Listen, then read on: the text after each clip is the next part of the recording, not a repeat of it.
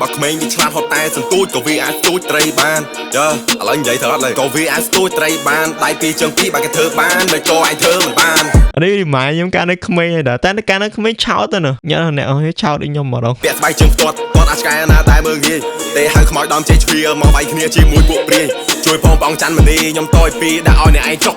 ជំរាបសួរក៏ដូចជាសួស្តីទៅដល់អ្នកទាំងអស់គ្នាស្វាគមន៍វិញជាមួយនឹងវីដេអូ reaction របស់យើងថ្មីមួយទៀតនៅក្នុងសប្តាហ៍ថ្មីថ្ងៃនេះផងដែរយើងនឹងធ្វើការ reaction ទៅលើ bot ថ្មីមួយរបស់កវីម្នាក់ដែលមានឈ្មោះថា Go.Dot បាទអូខេឈ្មោះគាត់ Go.Dot ហើយដល់ពេលដែលខ្ញុំស្ដាប់មិនតិចទៅបាទខ្ញុំស្ដាប់ក្នុង TikTok រហូតដោយសារតែ everything is trending in TikTok អញ្ចឹងដល់ពេលខ្ញុំស្ដាប់ទៅខ្ញុំមានអារម្មណ៍តំណងអញ្ចឹងខ្ញុំជប់ស្ដាប់ដើម្បីយកមកស្ដាប់ full នៅក្នុង YouTube channel របស់គាត់ហើយខ្ញុំបានផុសលើ TikTok ឬក៏អីចឹងណាហើយឃើញគាត់ comment ដែរគាត់ថា wait for MV but I cannot wait for MV bro ដោយសារតែ bot គាត់វាលយខ្ញុំចូលចិត្ត vibe ឬ style hip hop អញ្ចឹងទៅឥឡូវកុំឲ្យខាត់ពេលយូរយកមកស្ដាប់ bot ពេញទាំងអស់គ្នាបាទដែលមានចំណងជើងថាកាហ្វេខ្មៅពេលព្រឹកអត់ដឹងថាគាត់ដាក់ឈ្មោះថាកាហ្វេខ្មៅពេលព្រឹកដែរតែខ្ញុំជឿចិត្ត style របស់គាត់ណាសលេងគាត់ deep voice តោះកម្មវិធីនេះបងដោយ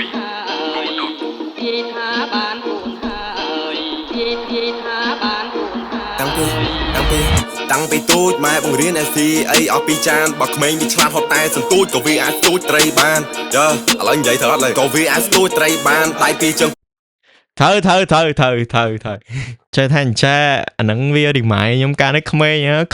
តែវាឆ្លាតមិនបាច់បង្រៀនវាច្រើនទេតែវាឃើញយើងធ្វើវាចេះតាមយើងហើយដូចគេនិយាយនៅក្នុងនេះអញ្ចឹងបាទបើក្មេងវាឆ្លាតហុចតែស្ទូចទៅវាដឹងថាត្រូវស្ទូចត្រីវាមិនអីឡើយវាអាចស្ទូចត្រីបានហើយតែបើមនុស្សខ្លះយកលុយមកដាក់មុខហ្នឹងហើយក៏អត់ដឹងថាត្រូវយកដល់របៀបណាអត់ដឹងថាត្រូវធ្វើមិនអីចឹងគេដាក់លក្ខខណ្ឌហើយធ្វើលក្ខខណ្ឌតាមគេក៏អត់បានសម្រេចដែរគាត់ទៅលុយមកដុំនៅលើតុហ្នឹងមែនតែនមានមនុស្សប្រភេទហ្នឹងណាបាទគឺតតែយើងប្រាប់ពី1ដល់10មិនធ្វើទៅបាននេះរីម៉ាយខ្ញុំកាលនៅក្មេងហើយតែកាលនៅក្មេងឆោតទៅណាញ៉ាំអ្នកអស់ឆោតដូចខ្ញុំម្ដងតាំងពីទូចម៉ែបង្រៀនSCអីអស់ពីចានបើក្មេងវាឆ្លាតហត់តែសន្ទូចក៏វាអាចស្ទូចត្រីបានចាឥឡូវនិយាយទៅអត់ឡើយក៏វាអាចស្ទូចត្រីបានដៃពីរជើងពីរបើគេធ្វើបានមិនក៏ឯងធ្វើមិនបានពាក់ស្បែកជើងផ្ទាត់អាចឆ្កែណាតែមើងងាយទេហៅខ្មោចដំជ័យជ្វាមកវាយគ្នាជាមួយពួកព្រាយជួយផងបងច័ន្ទមនីខ្ញុំតយពីដាក់ឲ្យអ្នកឯងចុកចម្រៀង KODOT សង្កាត់បឹងកក់ពីទុកអញក៏លុបដើរលើព្រះច័ន្ទអាចហៅខ្ញុំ Michael Jackson ដល់ថ្ងៃនេះព្រោះតែខ្ញុំតាន់ក្មេងយើងមានពូជពងសប្តាហ៍ទៅណាមកណាក៏យើងសំខាន់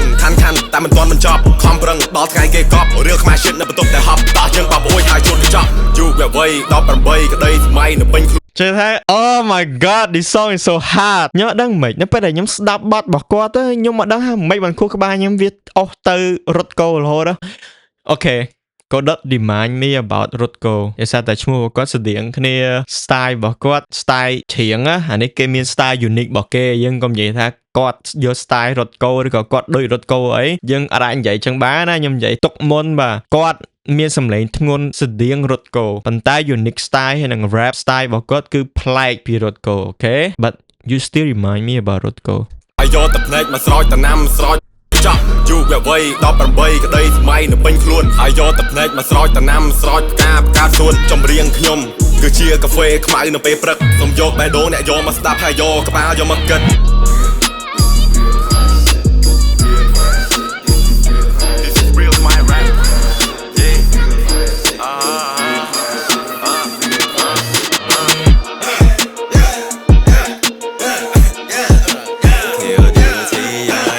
កំងកាហ្វេខ្មៅមួយយកក្តីសង្ឃឹម 100%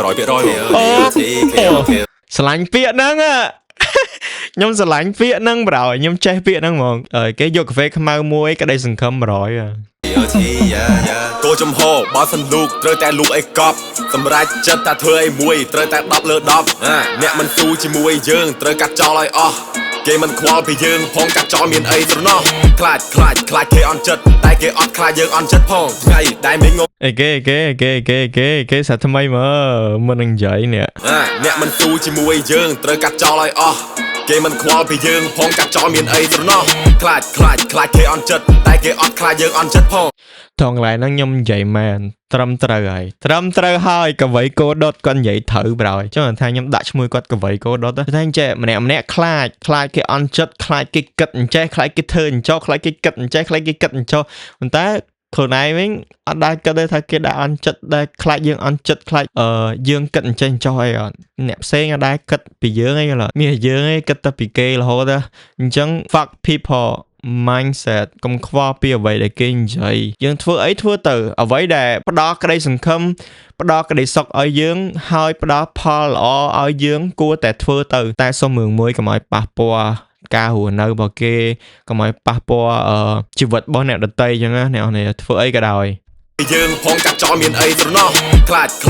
គេអន់ចិត្តតែគេអត់ខ្លាចយើងអន់ចិត្តផងថ្ងៃដែលមានងងឹតគ្មានអ្នកណាចង់ឈរចិត្តយើងផងពេលបើកមាត់នេះយាយសុំមេត្តាឆ្លងកាត់ឡាតែសាភ័ក្របើជើងគេដើរមើលចង់ដឹងដើរបានប៉ុន្មានម៉ែត្រទោះបីពេលនេះពួកយើងមិនទាន់ហែលដល់ត្រើយរាល់ថ្ងៃមិនទាន់មានអីផងពេលចូលដេកឲ្យចេះខ្មាស់ខ្នើយដំណើរជីវិតកំសត់តែពួកយើងមិនកំសាកឡើយអញ្ញាកដាលថែម4នាទីឬ5នាទីត្រូវលេងបងហើយបើដើរត្រូវគឺយើងជោគជ័យបើបរាជ័យត្រូវដើរម្ដងទៀតគ្រាប់ពេជ្រវាមានតម្លៃព្រោះគ្រាប់ពេជ្រដោះដោយសារសម្ពាធឆ្លៀតដើម្បីគ្រួសារឆ្លៀតដើម្បីមហិច្ឆតាសូមចាំនៅក្នុងសៀតកាមមនុស្សស្រឡាញ់យើងគឺសំខាន់ណាស់លុយគឺមិនអាចទិញភាពស្មោះត្រង់មនុស្សស្រីស្រឡាញ់យើងពិតមិនខ្វល់ជិះឡានឬជិះកង់ហើយមនុស្សប្រុសដែលចេះតស៊ូនឹងលើកមុខមាត់នៃស្ត្រីដែលនៅជាមួយយើងយូរនឹងលើកមុខមាត់របស់ប្តី Let's go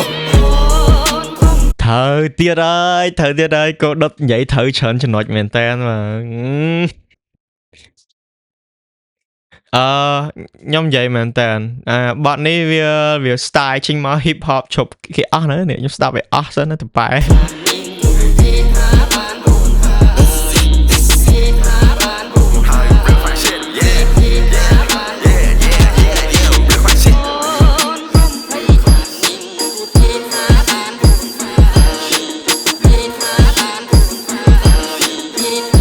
អូខេខ្ញុំគិតថានេះគឺជា outro របស់គេទេអញ្ចឹងយើងមិនបាច់ទៅស្ដាប់ដល់ចប់ទេអ្នកនរស្ដាប់ទៅខ្ញុំខ្ជិល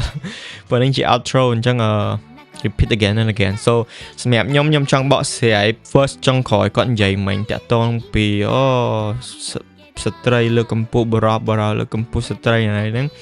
actually ចាក់ស្ដែងមែននិយាយមែនណាអ្នកនេះត្រូវដឹងថាកើតមកក្នុងជីវិតមានពាក្យថាប្រុសហើយនិងស្រីគេបែងចែកមែនប៉ុន្តែពីរអ្នកយើងគឺតែងតែត្រូវការគ្នាទៅវិញទៅមកនេះខ្ញុំសង្កេតមើលជីវិតការរស់នៅជាក់ស្ដែងរបស់ក្រុមគ្រួសារខ្ញុំណាឪពុក